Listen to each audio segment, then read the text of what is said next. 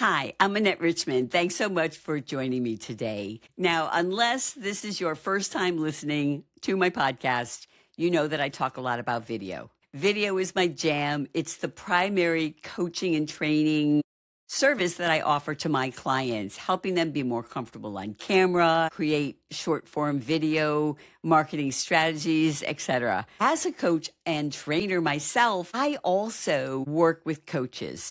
I invest in training for myself so that I can serve my clients better and grow my business. Now, I was recently listening to a LinkedIn trainer that I work with who I admire and I respect greatly. And the trainer started talking about video and engagement on LinkedIn. And the truth is, engagement for video is down on LinkedIn. Engagement for everything is down on LinkedIn. And one of the things the trainer was saying is, engagement on video is down. It's not like a couple of years ago when LinkedIn first introduced the video tab on mobile, and they were really, really pushing video. So if you're not comfortable doing video, then just don't do video. However, just a few sentences later, they came back and said, but video is the best way to build trust with potential clients. So drawing on my background as an English major in college, as Shakespeare would say, that's the rub.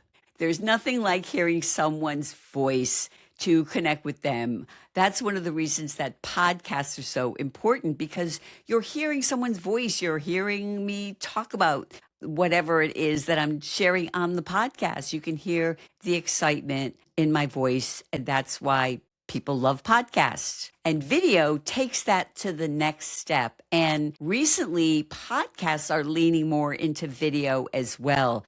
Apple Podcasts recently introduced the option to either listen or watch podcasts on their platform. And the audio-only podcast platform that I've been using since 2020, when I started my first podcast, Buzzsprout, which is a great platform, has recently introduced the option to upload our podcasts in video as well as audio. I haven't gone there yet, but I'm certainly thinking about it. And so today in this episode, I'm talking about video specifically for building trust. One of the best ways to do that is by creating behind the scenes, or otherwise known as BTS content. Now, that is content that gives people a peek into your life, into your business. It might be, I used to say, we've heard the phrase, you get to see how the sausage is made. A friend recently said, you shouldn't be talking about that. So I will say, it gives people a peek into how the chocolate is made. And I'm going to be talking about it in a framework that I heard several years ago of the 3 Ps, thinking of content as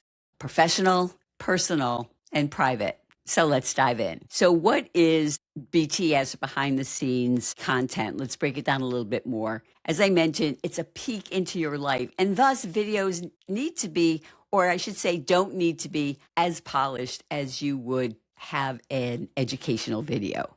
For example, it might be you drinking coffee. It might be you making coffee. I've shot videos of me while I'm shopping at the grocery, or when I was at Staples buying green paper students in my boot camp were going to use. And one of the things that BTS content does is it humanizes you. Now, thankfully, when you go to a business corporate website, you're not seeing what used to be the norm, all stock photos, but now you might be seeing just photos of the employees standing together in a group smiling.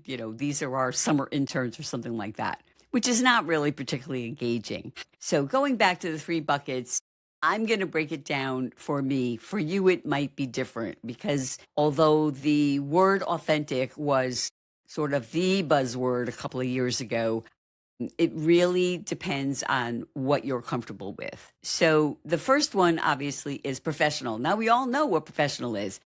Professional right now might be a video of this podcast with me sharing information and advice. However, if I'm shooting this behind the scenes in my podcast studio, which is actually a desk in my office, that might turn it into a more personal. Now, personal content for me is my husband and me, maybe at a football game, or it might be videos of our dogs playing. And if you have dogs, pets, lean into them, because I will say that our dogs, videos of our dogs, get more engagement than videos of me, unless I'm doing maybe some fancy trick, but that's not that often. It might be some video of a backyard picnic, or it might be one of the times when I met some people, longtime LinkedIn friends, like my friend Brenda Meller, when I met them in person. So it might be some video of us together in a group. Now, my idea of personal is not the same as someone else's idea of personal. I have seen people post on LinkedIn, or people are in a hospital bed. They're talking from the hospital bed. I know a successful sales trainer who did a book and has talked a lot about going through a divorce and tying getting a divorce into sales. And that works for him.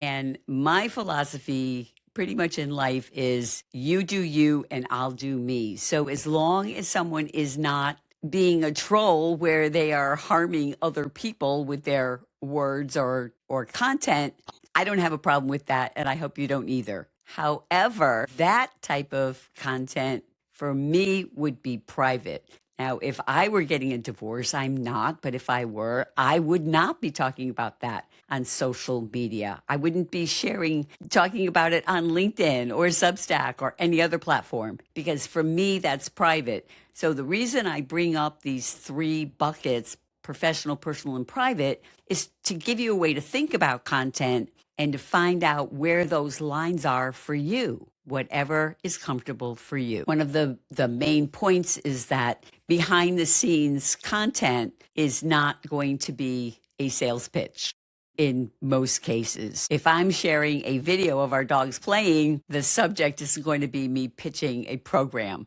that I'm introducing, launching, or selling. So if you're not a entrepreneur, consultant like me, you're in a corporate environment, how can BTS or behind the scenes work for you? So right now, go to your company website. Odds are that the only video there is people maybe sitting in a conference room learning. This is our team at a training last week or something like that. That's fine, but it isn't really engaging. It doesn't show any personality of your company. However, you can do that. Now, I have a longtime friend who's high up in HR leadership and has done this at a couple of different companies. So he recorded the employees cooking together in the corporate kitchen, and employees had the opportunity, if they wanted to do cooking demonstrations in their home. So if I was working at the company, I might use my camera, my phone in my kitchen, making, grandma's lasagna. And they eventually even turned the recipes into a company cookbook, which I believe they did a fundraiser with. So those type of videos build connection, not only between the employees, but also with people visiting your company site. So as a quick recap to sort of bring it all together, video, although engagement may not be what it was a couple of years ago, it is still the best way to build trust with potential clients. And behind the scenes video is a way to humanize you and your business. It also gives you permission to not worry so much about the perfect video. Behind the scenes is a perfect way to have videos that fall into that personal, and if you're comfortable, private life. Whether you're a consultant, entrepreneur, or maybe a speaker, showing behind the scenes, sharing behind the scenes video is a great way to show personality and help people connect with you. And if you're a corporation, you can do that too. Thanks again for joining me today. If you found this episode relevant, please share it with a friend or colleague who might find it relevant as well. I bet they'll thank you. And I'll see you next time.